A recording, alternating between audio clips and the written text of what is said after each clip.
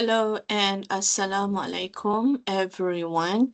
Now the purpose of this video is to talk to you about how to complete your forms. Okay, so if you can look at the screen, what I'm sharing right now is I'm sharing with you Form A and Form B.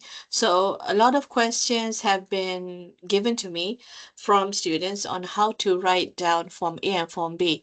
So I've given you a lot of my feedback, but here today I would like to go through this again for those of you who may have missed a few of things that I may have said. So first of all, I'm going to go to Form A. Okay. Now, the common mistakes is that a lot of students write topics. For example, your suggested persuasive speech topic is as you can see, but then your at the end of your speech, it is not the same. Okay, so this example here is prisoners should have the right to an education for rehabilitation. Excuse me, I forgot my glasses. Okay, so by the end of your speech, you may want to persuade the audience to believe in something or to do something. Okay, so basically for Form A, it's okay to say to believe that, giving this education to prisoners. Now, this is something unconventional. Okay, people usually don't choose topics for prisoners, but this is just an example. But anyway, providing an education to prisoners is essential for reducing all these, okay, and benefiting society. So remember that what you have for the topic and what you want to achieve at the end of your speech, it has to match, okay? It has to have a certain synchrony, okay, for the topic and what you want them to do. And then when you go to speech Form B has to be more specific. Okay, so don't forget the speech title. Some of you forgot to write the speech title and then the attention statement. Now, in order to discuss further about Form B, let me go through this with you on this topic. Okay, now let's say, for example, this is your speech title. I want to talk about Form B now. Okay, so the speech title will be something that you specifically want to achieve, something that you want to convince the audience to do. It has to be persuasive. It cannot be informative. Okay, so this is an example. Join English language learning courses at the British Council. So if you've heard of the British Council, so this is on learning English. Okay, now, first of all, attention statement. The attention statement has to be something that is creative, interesting, and it must be an opening device that is related to your speech. Okay, so naturally, if your topic is something that is um serious, like prisoner, just now I was talking about prisoner, so it has to be something that is serious. But anyway, if your topic is something that is kind of, lukewarm, it's not that serious, but something fun, it can be comedy. But let's say this is about English language learning. About learning, usually when you talk about learning, the opening, you start with something that's motivational. It's always something that's motivational. So that's what I mean by it has to be related to your speech. Okay, so think of an opening device. So what you can do is you can start with a anecdote. You can Google what that means. Anecdote, a shocking data. You can look for data that you can find statistically and empirical research that has shown, four out of five women, maybe prefer to drink latte instead of Americano. Okay, so that is data. A powerful quote. Okay, a quote. Now, this is a quote from C.S. Lewis. You are never too old to set another goal or to dream a new dream. So, this is from C.S. Lewis, or it can also connect with emotions. These words from C.S. Lewis encourage people to learn English at any age. Many people say it's easier to learn a language when you are young, but there are advantages to learning a language when you are older. So, you can find a quotation. So the attention statement has to come from one of these: an anecdote, shocking data, a powerful quote, or connect with emotions. So try to find something for your attention statement. Let it be something that has an impact. You open your speech with a certain impact. That's how you start. Okay? That's how you start. Then we have the audience relevance. Now, the letters in italic, you need to read them. Okay, you need to read these letters so that you can understand what is it that you need to do. So I like to put them in yellow. Oh, that's too much yellow. No, I don't want it to be that much yellow. So let's say just put a little bit of yellow. Okay, so explain how the topic is relevant to the audience. So basically remember that this is persuading, so it has to be relevant to the audience. Now, it's relevant to my audience since speaking in English has become second nature globally. So, this is what I have in my mind. So, for example, being unable to talk in English will set you back from your counterparts. Counterparts means your friends, your peers when you begin your working life. But it would be best if you started now, or else learning will become more difficult as you grow older. Okay, so it has to be something that is relevant to the audience. The audience can relate to what you want to talk about. That's what I'm talking about, okay? Then establish credibility. Now, credibility is basically kind of like a license for you to talk about it. Why you? Why is it that you want to talk about this? Who are you? Okay? So, this is why you tell your audience why they should listen to you. Give a reason for people to listen to you. I have been learning English all my life. I consider myself a good speaker of English, but I also struggle to improve my vocabulary at times. I find it difficult to follow the grammar too, but mostly me and my friends practice it whenever I can. So this is my credibility. But you can also talk more about your experience. Maybe you had a bad experience, a bad teacher, a bad class, bad classmate, something that is that can be emotional. Okay, so remember it can also be emotional here. So this could be a good credibility. Okay, but at this point I just made it simple. So you can also start your credibility is, for example, one day. Okay, so one day, uh while I was learning. So you can also tell a story in your credibility.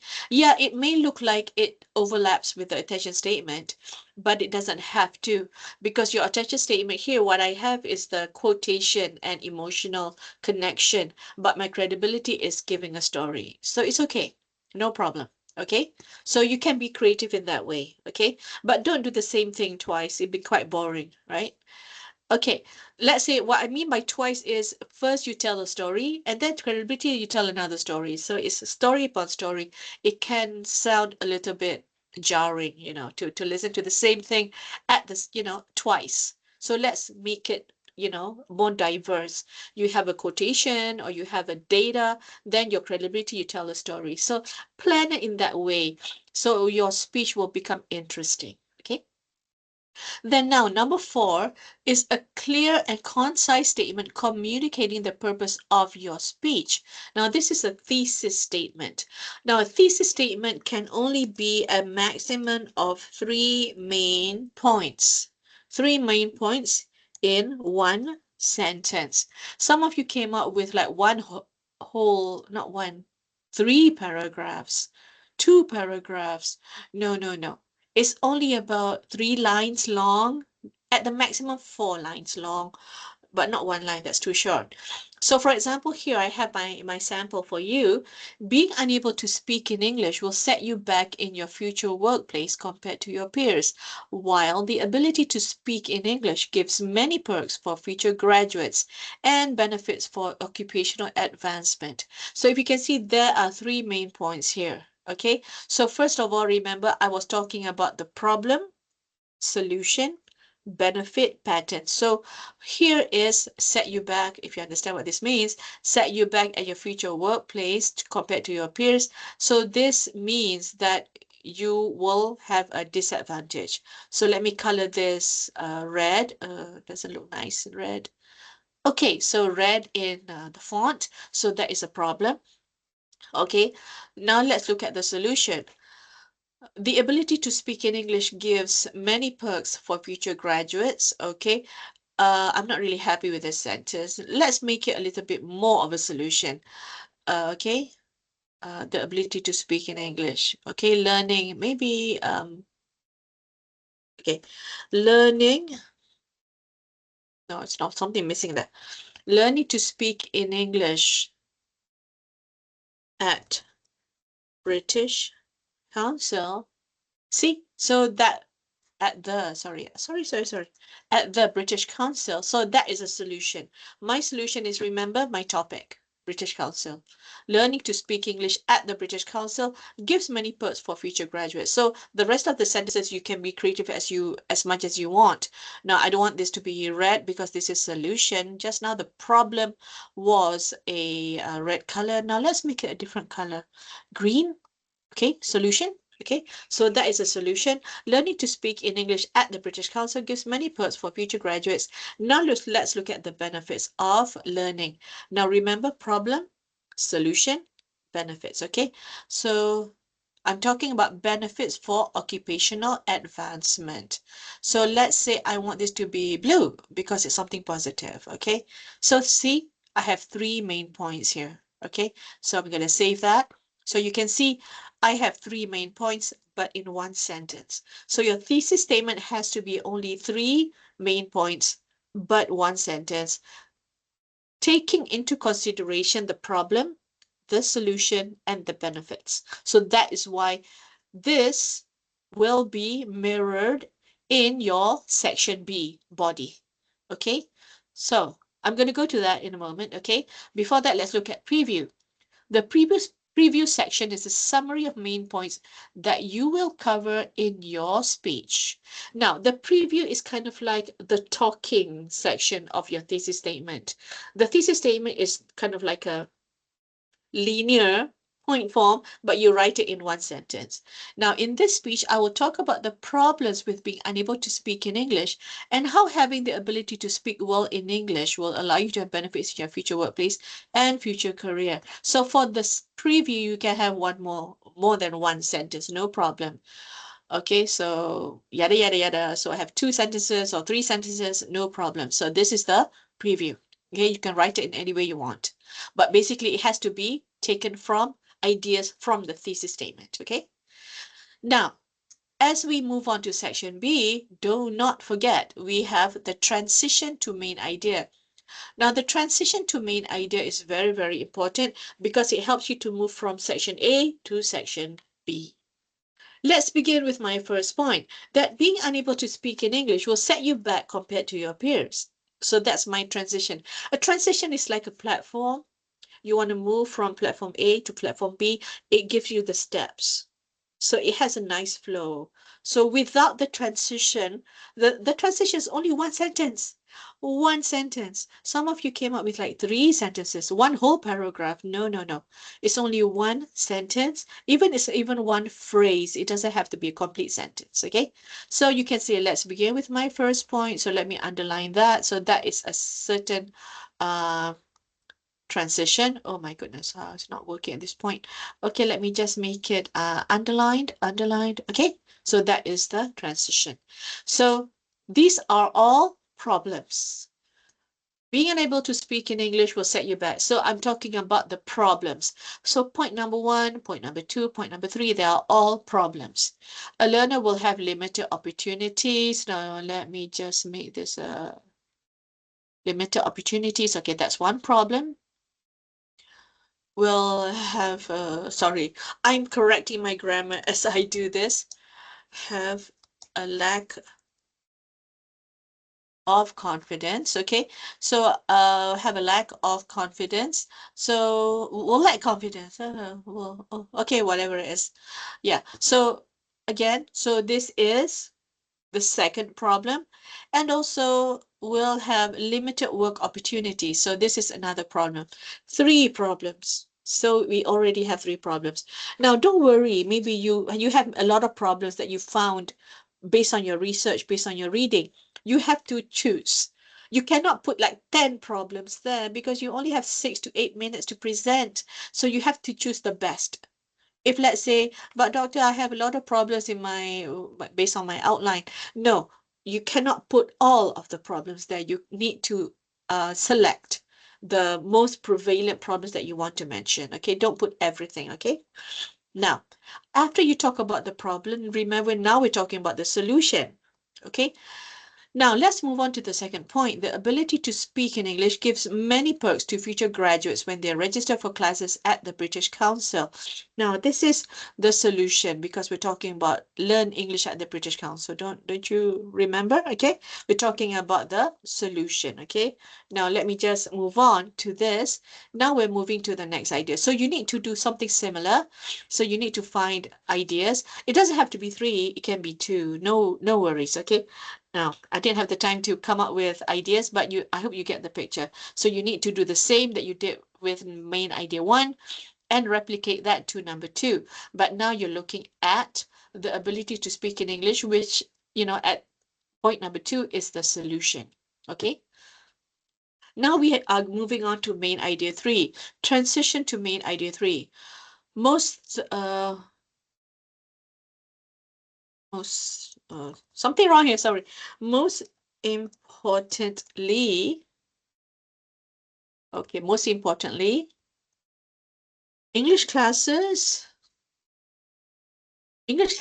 at the British Council have provided many benefits for occupational advancement among Malaysian graduates. Okay, so that sounds a lot better.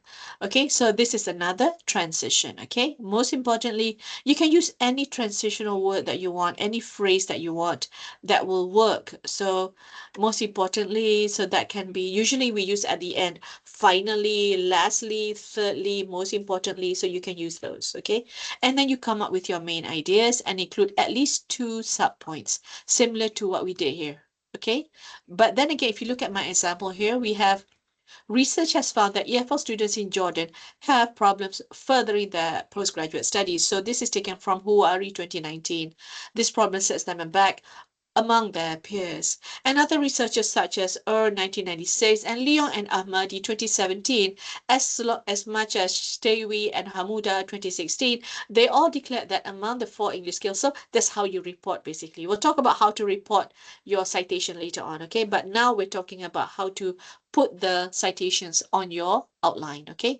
So these are basically what we are going to have on your ideas, okay? So do the same thing for main idea 2 and main idea 3, okay? Do not just have points, but you don't have any citation. So many of you have points, but you don't have any resources. You don't have any citations. The problem is you have references at the end, you have reference list, but you did not cite them.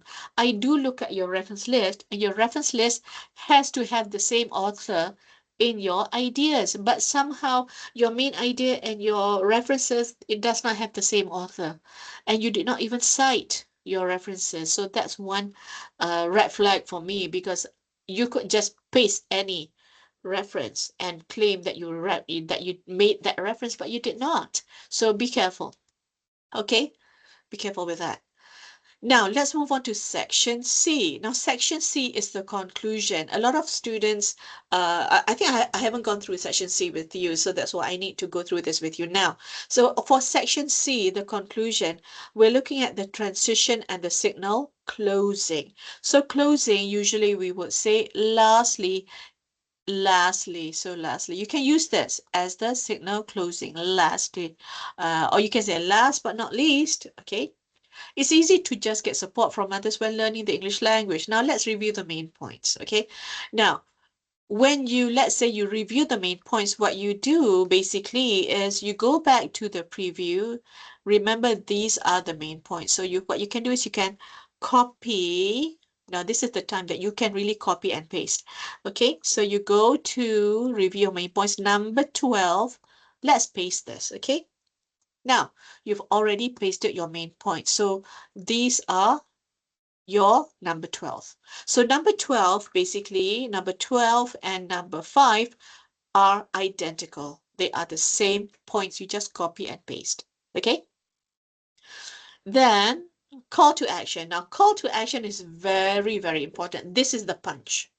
Call to action is the punch. Call to action is the most persuasive section of your speech. So here I say, register now at the British Council and become a member today.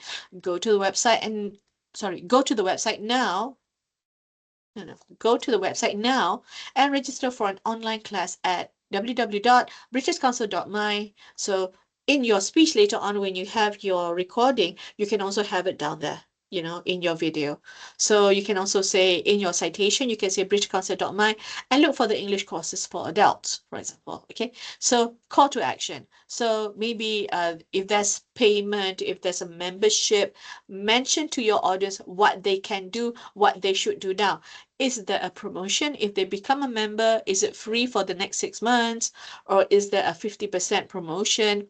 Go now to the website because right now there is a promotion. So you can also do that. Now, this is kind of like a TikTok, right? You always see this on TikTok, on Shopee even, okay? Buy it now on our live. Go buy now on our live. And now you get a 70% off. It's actually not even 70%, isn't it? Right. Okay, so we have call to action. So basically, it's kind of like advertising. Your call to action has to be persuasive. It has to be a marketing technique. Okay, so think about that. What is it that you want them to do? And then last but not least, closing statement. Why let yourself lose confidence in the English language? Act now. Time and tide, wait for no man. So the closing statement, you can have another quotation. You can put a quotation. Don't miss out. But the closing statement, do not add any new points. Do not add any new points. Only put memorable statements to close your speech. You're closing your speech. So you can have a quotation, you can have any quotation, and you can just close it. Okay? So that's about it. So what you need to do this week is that you need to complete your section C, the conclusion section. The most important is number 14. Well, actually, all of them are important, but basically number 14 is something that you need to really think about because at this point, number 14 is the one that you really want to bring the audience with you and you want to persuade them, hey, come, join me, let's do this. Okay, so this is the most important for everyone, okay? So that's about it for your Form B. So please do all these corrections and upload these again on UKM Folio and let me know how you are managing this. Okay, so that's about it. So if there's any other questions, please don't forget to message me on Telegram. Thank you everyone and goodbye. Assalamu alaikum.